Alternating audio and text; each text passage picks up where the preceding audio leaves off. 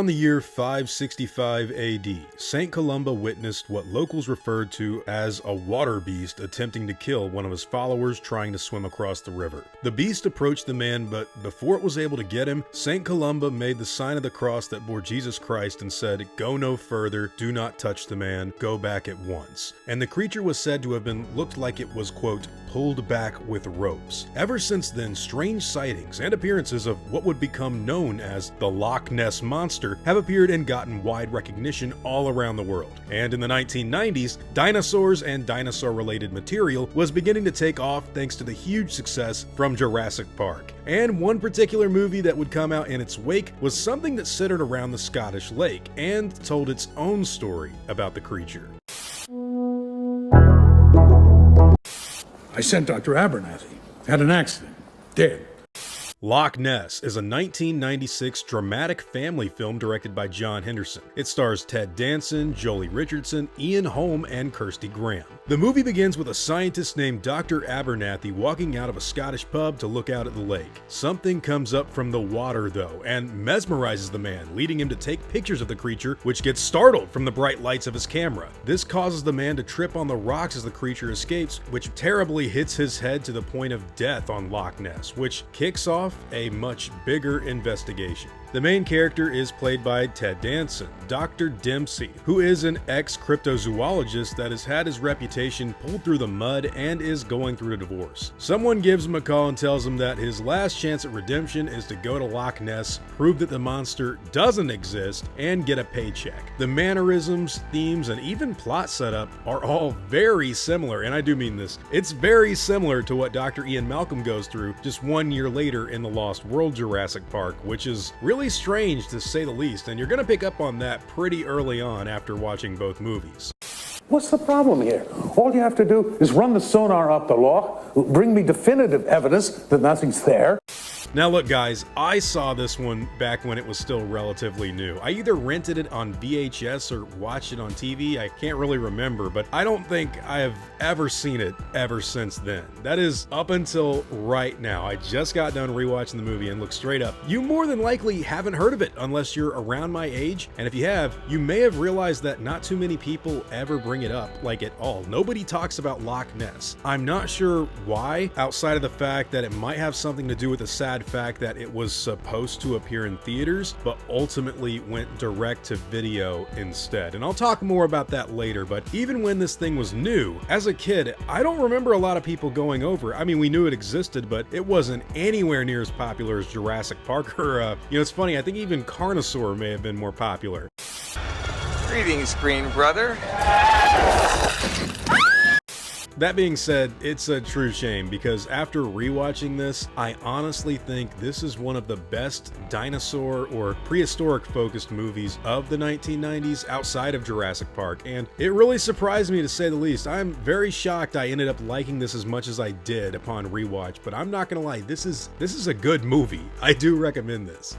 Okay, so the locals need a legend because their livelihood depends on it, but what about the evidence? So Loch Ness is a movie that centers its themes on belief and what it means to believe, especially after you've sort of lost your faith. Now, it's not a specifically Christian allegory in full, but it does focus on a cryptozoologist who has all but abandoned the idea of something, actually surviving out there being a possibility, which again kind of alludes to the Lost World Jurassic Park's marketing campaign. Of course, they do talk about St. Columba and the origins of the Loch Ness creature, and it's hard to not talk about the whole idea of belief and what it means in a Christian context. I mean, the quote that immediately came to my mind after everything, settled down at the end of the film was, "Blessed are the ones who believe without having seen." And you're gonna get a lot of interesting ideas in Loch Ness. Really, really fun stuff. Of course, the man eventually does believe again after the film plays out. And I gotta say, man, I really love this. The characters are all, and I mean this, every single one of them do a great job. Even Kirsty Graham, the kid playing Isabel, She's incredible in this movie. And look, there's one scene in particular with her and the monster, and I knew it was coming up because it was the big moment that you can never really forget as a kid around that whole Jurassic Park era. If you've seen Loch Ness, you know exactly what I'm talking about. And look, when it happens, that really makes this thing stand out. And I'd argue that every Jurassic Park fan out there needs to see this movie as soon as you possibly can, if you haven't already, because there never really was another film that accurately replicated that Brachiosaurus reveal in the first Jurassic Park movie. But this movie, and I really do, look, I'm serious, this film comes really close with their creature reveal. And while I'm not talking about it looking as good as the Brachiosaurus in '93 or being as groundbreaking as it, or even as well done as a movie as Jurassic Park, I'm not saying that, don't get it twisted, but it's the only scene that I think I've ever seen that properly emulated that feel of seeing a prehistoric animal realized in the 90s like Jurassic Park's Brachiosaurus. Like, it gets really, really close to being a spiritual successor to that scene. You know what it is if you've seen this movie. It holds up, man. It's really, really cool. The creature in question is a hybrid subspecies of Plesiosaur and Elasmosaur, and when you see it in the movie, you don't see it much, but when you do, like, of course it's dated, and this movie only cost like $7 million to make, by the way, but it looks really good for what it is. The monster was made through Jim Henson's animatronics and some pretty clever usage of early CGI. Honestly, guys, this is the closest we ever got to having an aquatic reptile in the first couple of Jurassic Park movies, and it nails the feel and tone with that reveal way better than I think I expected it to. Not gonna lie, I didn't want to rewatch this because I had a good memory of Loch Ness in my mind, but you know, it was from me being a kid, so I was like, you know, let it go, let me just watch other stuff. But I went back to it. It held up. This is a good movie. But too many people have testified. Priests and policemen. 10,000 others. Do you think that's some sort of mass hallucination?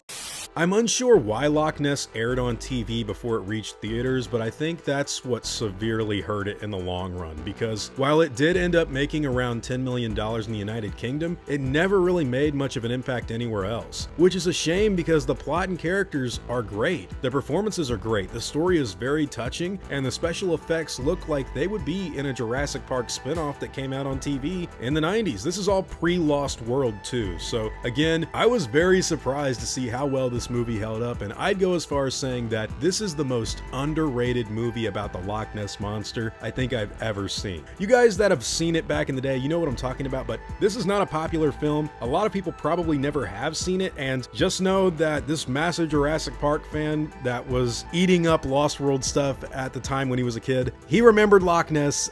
Go watch it. It is for free right now on Tubi in pretty good quality, so you can watch this right now. This is a great movie, not the best ever made, but when it comes to a Plesiosaur done with the Jurassic Park level of, you know, special effects that you would have gotten in the 90s, 1996's Loch Ness is something that I think you need to see. Also, Ian Holm is in it. Go watch this movie. Anyways, guys, those are all just my own thoughts and opinions on this film. Now, whatever your own opinions happen to be, I'd love to hear all about them in the comments down below.